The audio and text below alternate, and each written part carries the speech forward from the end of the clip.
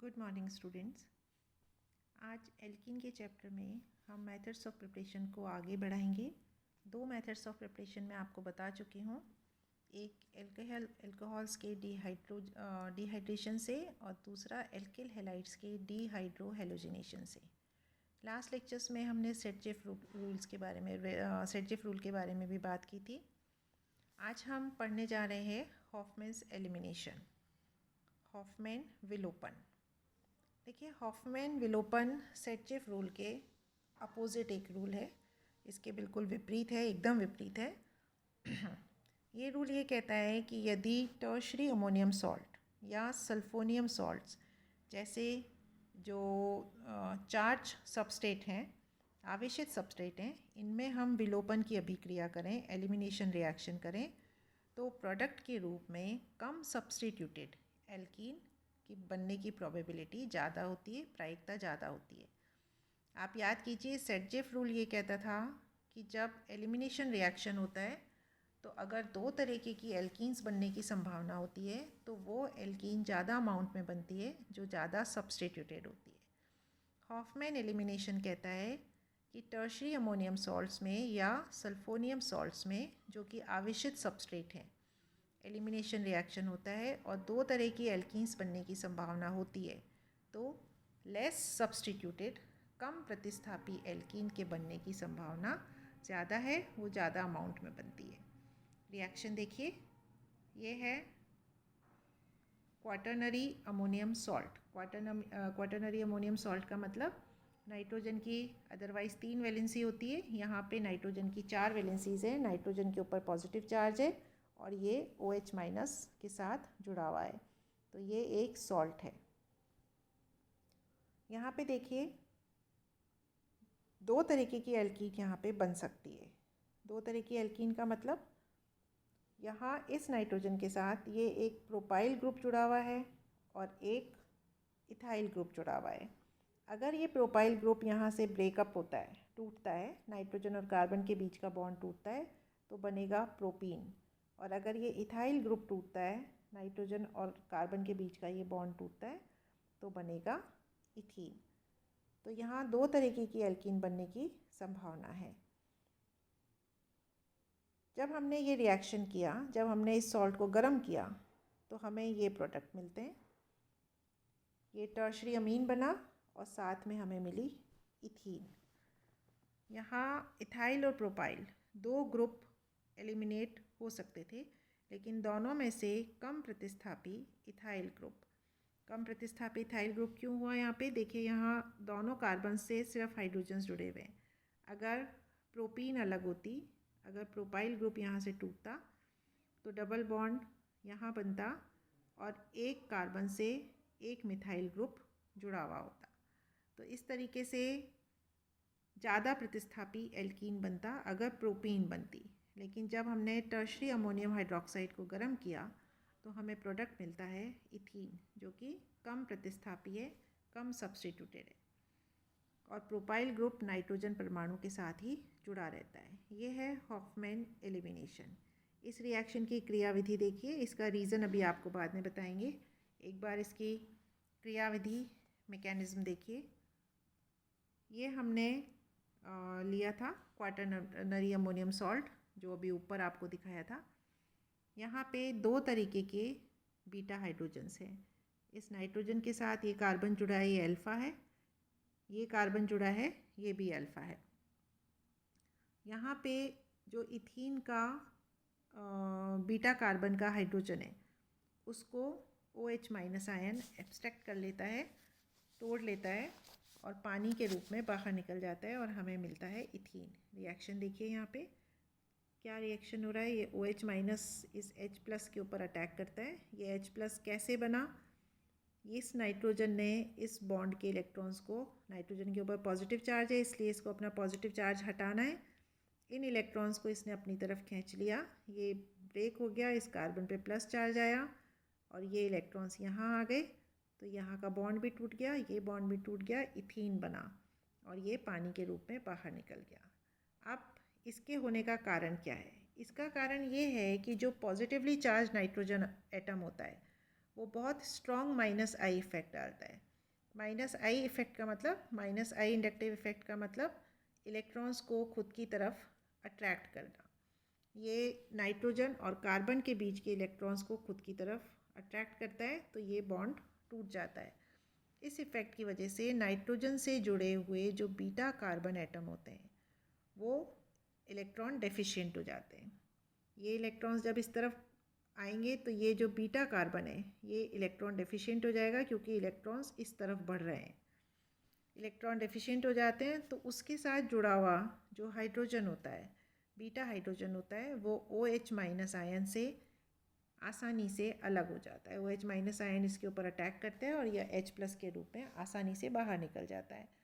तो इस वजह से एथिलीन या जो कम प्रतिस्थापी एल्कीन है वो बन जाती है। और एग्जाम्पल्स इसके देखिए ये सबस्ट्रेट है, ये नाइट्रोजन है, इसकी 3 वैलेंसी CH3 से जुड़ी हुई हैं और चौथी वैलेंसी इस पूरे ग्रुप से जुड़ी हुई है। यहाँ पे अल्फ़ा कार्बन देखिए, ये अल्फ़ा कार्बन है और ये वाला जो कार्बन दिख रहा है आपको, ये वाला, ये बीटा कार्बन है। इस बीटा कार्बन से जुड़ा हुआ ये हाइड्रोजन है। ये हाइड्रोजन टूट के इधर आ गया, ये इलेक्ट्रॉन्स इधर चले गए, तो हमको एल्कीन मिली इस C और इस कार्बन के बीच में, इस बीटा कार्बन और इस अल्फ़ा कार्बन के बीच में डबल बॉन्ड। इसको जब हमने गर्म किया तो हमें मिला मिथाइलिन साइक्लोहेक्सेन। दूसरा एग्जाम्पल देखिए, नाइट्रोजन के साथ 3 मिथाइल ग्रुप यहाँ जुड़े हैं और चौथा जुड़ा है ये वाला पूरा ग्रुप। ये अल्फ़ा कार्बन है, ये बीटा कार्बन है। बीटा कार्बन का हाइड्रोजन चला जाएगा, बाहर निकल जाएगा, तो डबल बॉन्ड इधर आ जाएगा। प्रोडक्ट मिलता है हमको ये वाला, अधिक मात्रा में ये प्रोडक्ट मिलता है। यहाँ पे हॉफमैन एलिमिनेशन में इंडक्टिव इफ़ेक्ट, प्रेरण प्रभाव के साथ साथ स्टेरिक इफ़ेक्ट की भी बहुत इम्पॉर्टेंट भूमिका होती है। स्टेरिक इफ़ेक्ट हम किसे कहते हैं कि बड़े ग्रुप की प्रेजेंस में अटैक नहीं हो पाता। जो बड़ा ग्रुप अगर किसी जगह पे जुड़ा हुआ होता है तो वो इतना सारा स्पेस ऑक्यूपाई कर लेता है, इतना सारी जगह को घेर लेता है कि रिएजेंट उस जगह के ऊपर अटैक नहीं कर पाता। अगर एल्काइल हेलाइड्स में भी, जहाँ आपको सेटजेफ रूल आपको बताया था मैंने, एल्काइल हेलाइड्स में से हमने डीहाइड्रो हेलोजिनेशन किया था, हेलोजन और हाइड्रोजन बाहर निकल गया था। अगर सेटजेफ रूल को भी हम देखें, एल्किल हेलाइड्स में भी एल्किल ग्रुप में अगर हम शाखाओं को बढ़ा दें, बल्कि बना दें ग्रुप को, या अटैक करने वाले न्यूक्लियोफाइल का आकार बड़ा कर दें, तो सेटजेफ एलिमिनेशन रूल को भी हम हॉफमैन एलिमिनेशन में कन्वर्ट कर सकते हैं। इस बात को समझिए। हमने यहाँ देखिए एग्जाम्पल समझते हैं। हमने यहाँ पे ये हेलाइड लिया, ये बहुत शाखित, बहुत ब्रांच्ड है। यहाँ पे देखिए इस कार्बन के साथ 3 मिथाइल ग्रुप जुड़े हुए हैं, तो ये वाला ग्रुप बहुत हैवी ग्रुप हो गया। अब अगर हम यहाँ पे सेटजेफ रूल को अप्लाई करते हैं, सेटजेफ रूल क्या कहता है, ये अल्फ़ा कार्बन है, ये बीटा कार्बन है और ये वाला भी बीटा कार्बन है, कि अगर 2 तरीके के बीटा कार्बन निकलने की संभावना होती है तो वो वाला बीटा हाइड्रोजन बाहर निकलता है जिससे ज़्यादा शाखित एल्कीन बन सके। यहाँ पे समझिए, अगर ये वाला बीटा हाइड्रोजन निकलता है तो डबल बॉन्ड यहाँ पे आएगा, कम शाखित एल्कीन बनेगी। अगर यहाँ वाला बीटा हाइड्रोजन निकलता है इस ब्रोमीन के साथ तो डबल बॉन्ड यहाँ आएगा और ज़्यादा शाखित एल्कीन बनेगी।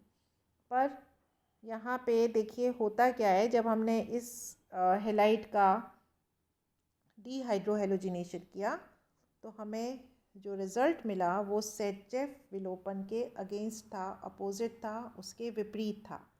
जो प्रोडक्ट बना उसमें कम शाखित एल्कीन ज़्यादा अमाउंट में बनी, मेजर प्रोडक्ट के रूप में बनी, प्रमुख उत्पाद के रूप में बनी, और कम शाखित प्रमुख उत्पाद बनी, और जो ज़्यादा शाखित एल्कीन थी वो माइनर प्रोडक्ट के रूप में मिली।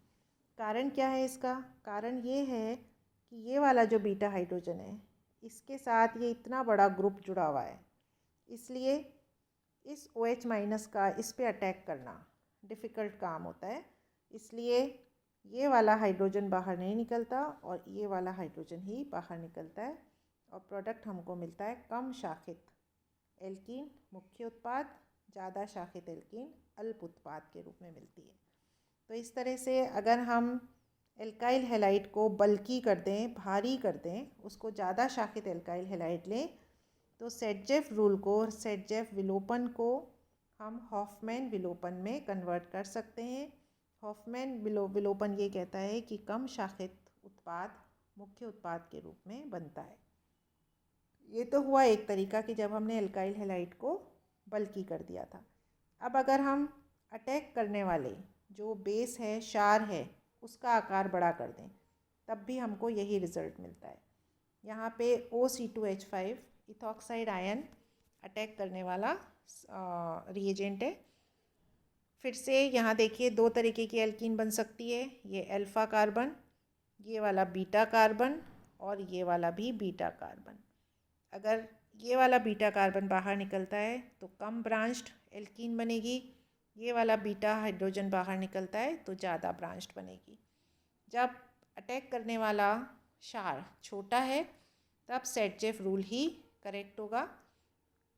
जो ज़्यादा शाखित एल्कीन होगी वो मुख्य उत्पाद के रूप में बनेगी। ये देखिए, ये ज़्यादा शाखित एल्कीन यहाँ पे मुख्य उत्पाद बनी है और कम शाखित अल्प मात्रा में।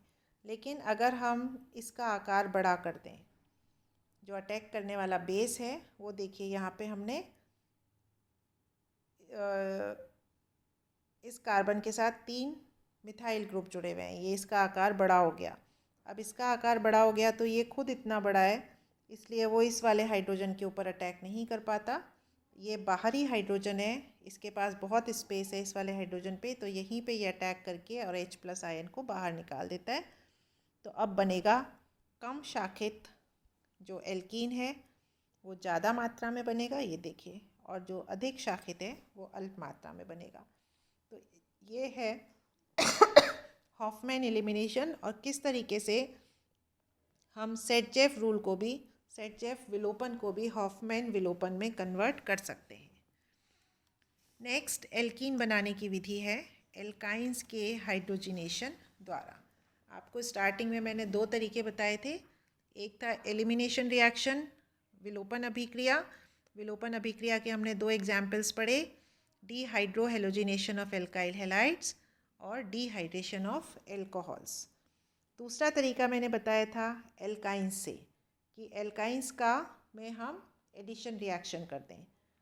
तो तीसरा तरीका हम यही पढ़ रहे हैं, हाइड्रोजिनेशन ऑफ एल्काइंस, एल्काइंस का हाइड्रोजनीकरण। एल्काइंस का हाइड्रोजनीकरण जब उत्प्रेरक की उपस्थिति में करते हैं, कैटलिस्ट की उपस्थिति में करते हैं, तो हम एक कंट्रोल्ड हाइड्रोजनेशन कराते हैं। कंट्रोल्ड हाइड्रोजनेशन इसलिए क्योंकि अगर ये हाइड्रोजनेशन आगे बढ़ता गया तो हमको मेन प्रोडक्ट एल्केन मिलेगा, इसलिए हमें कंट्रोल्ड हाइड्रोजनेशन कराना है। ये देखिए, ये है एक एल्काइन, इसको कैटलिस्ट की प्रेजेंस में हमने हाइड्रोजनेशन कराया, हाइड्रोजन से इसकी रिएक्शन कराया, तो प्रोडक्ट मिलता है एल्कीन। यहाँ पे अगर एल्काइन इस तरीके का होता है, जब सिर्फ एक ही हाइड्रोजन रिप्लेस होकर एल्काइल ग्रुप से जुड़ा हुआ होता है तो एक ही तरीके का एल्कीन मिलेगा। लेकिन अगर एल्काइन इस तरीके का हो, दोनों हाइड्रोजन R से रिप्लेस हो गए, उस केस में जब प्रोडक्ट एल्कीन बनता है तो 2 तरह की एल्कीन बनने की संभावना रहती है, एक सिस एल्कीन और एक ट्रांस एल्कीन। अब सिस बनेगा या ट्रांस, ये इस बात पे डिपेंड करता है कि हम उत्प्रेरक के रूप में क्या ले रहे हैं। जो उत्प्रेरक है, कैटलिस्ट है, वो इस बात को निर्धारित करता है, इस बात को कंट्रोल करता है कि कौन सा एल्कीन बनेगा। जैसे अगर हमने सोडियम और लिक्विड अमोनिया इसको कैटलिस्ट के फॉर्म में लिया, हाइड्रोजन के साथ रिएक्शन हो रही है, तो प्रोडक्ट बनता है ट्रांस एल्कीन। आप सिस और ट्रांस समझते हैं, हमने लास्ट जो चैप्टर था उसमें आपको स्टीरियोकेमिस्ट्री के लेक्चर में ये चीज़ें बहुत अच्छे से समझाई थी। ट्रांस का मतलब जब सेम ग्रुप अपोजिट हों तो उसको हम ट्रांस कहते हैं। अगर हम लिंडलर कैटलिस्ट के प्रेजेंस में ये रिएक्शन कराते हैं तो हमको मिलता है सिस एल्कीन, जिसमें सेम ग्रुप एक ही तरफ होते हैं। तो इस तरह एल्काइंस के हाइड्रोजनेशन से हम एल्कीन बना सकते हैं। 4th मेथड है विसिनल डाई हैलाइड्स के डी हेलोजिनेशन। डी हेलोजिनेशन का मतलब, डी का मतलब रिमूव करना, हेलोजिनेशन मतलब हैलाइड को रिमूव करना। समीपवर्ती dihalides, vicinal dihalide का मतलब जब पास पास वाले कार्बन के ऊपर दो हैलाइड्स जुड़े हुए हों। ये देखिए, ये 1 carbon, alpha carbon, beta carbon, दोनों के ऊपर एक्स जुड़े हुए हैं, हैलाइड जुड़े हुए हैं। जब समीपवर्ती डाई हैलाइड्स को जिंक के साथ रिएक्शन कराया जाता है, गर्म कराते हैं, तो ये दोनों एक्स बाहर निकल जाते हैं ZnX2 के फॉर्म में, और हमें प्रोडक्ट मिलता है एल्कीन। एग्जाम्पल देखिए, ये 2,3-डाइब्रोमोब्यूटेन है, इसको जिंक के साथ हमने गर्म किया, ये दोनों ब्रोमीन बाहर निकल गए, जिंक के साथ ZnBr2 बना लिया और हमें एल्कीन मिल गया, ब्यूटीन, 2 ब्यूटी।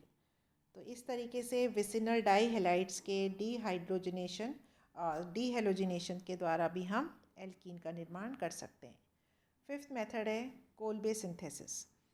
कोल्बे सिंथेसिस में डाई कार्बोक्सिलिक एसिड्स के सोडियम या पोटेशियम सॉल्ट्स का इलेक्ट्रोलिसिस कराया जाता है, विद्युत विश्लेषण कराया जाता है, और उससे एल्कीन्स बनती हैं।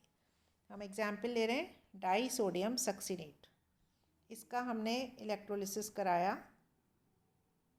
तो एनोड पे ये डाई कार्बोक्सिलेट आयन बने और कैथोड के ऊपर सोडियम कैथोड से इलेक्ट्रॉन एक्सेप्ट करते हैं, और NaOH और H2 गैस कैथोड से बाहर निकलती है। एनोड के ऊपर देखिए क्या रिएक्शन होता है, 2 इलेक्ट्रॉन बाहर निकले, ये दोनों इलेक्ट्रॉन्स बाहर निकल गए, एक इलेक्ट्रॉन इससे बाहर निकला, तो हमको ये डाई रेडिकल मिलता है।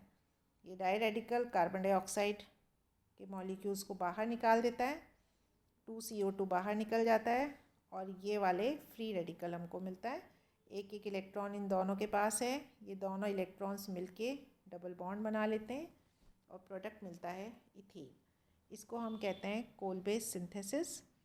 कोल्बे का इलेक्ट्रोलिसिस से हमको इथीन एल्कीन्स का निर्माण किया जा सकता है, डाई कार्बोक्सिलिक एसिड्स के सोडियम या पोटेशियम सॉल्ट्स के इलेक्ट्रोलिसिस से। तो ये थी एल्कीन्स बनाने की विधियाँ, methods of preparation of alkene. Next lecture में हम एल्कीन्स के फिज़िकल प्रॉपर्टीज़ के बारे में बात करेंगे और उसकी केमिकल रिएक्शंस के बारे में आपको बताएंगे। Thank you.